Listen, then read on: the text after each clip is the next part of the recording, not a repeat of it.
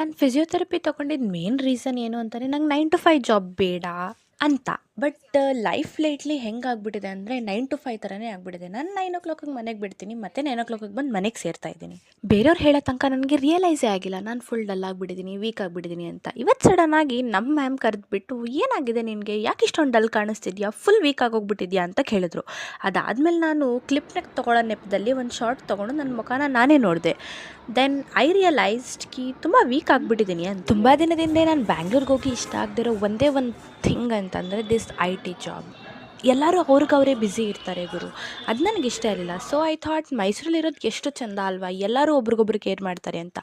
But ಮೈಸೂರೂ ಹಂಗೆ ಆಗಿಬಿಟ್ಟಿದೆ. ಎಲ್ಲರೂ 9:00 ಆಗ್ತಿದ್ದಂಗೆ ಗಾಡಿ ಎತ್ಕೊಂಡು ಹೊರಟುಬಿಡ್ತಾರೆ. ಪಕ್ಕದಲ್ಲಿ ಯಾರು ಹೋಗ್ತಾ ಇದ್ದಾರೆ, ಯಾರು ಏನು ಮಾಡ್ತಿದ್ದಾರೆ, ಏನೂ ಕೇರ್ ಮಾಡಲ್ಲ.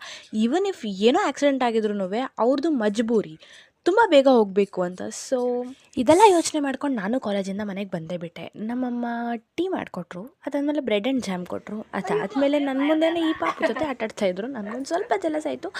ಬಟ್ ಸ್ಟಿಲ್ ಕ್ಲಿನಿಕ್ಕಿಗೆ ಹೋಗಬೇಕಿತ್ತಲ್ಲ, ಸೊ ರೆಡಿ ಆಗಿಬಿಟ್ಟು ನಾನು ಕ್ಲಿನಿಕ್ಕಿಗೆ ಹೊರಟೆ. ಇವತ್ತು ಏನಕ್ಕೆ ಪಟಾಕ ಥರ ರೆಡಿ ಆದೆ ಅಂತ ನನಗೂ ಗೊತ್ತಿಲ್ಲ.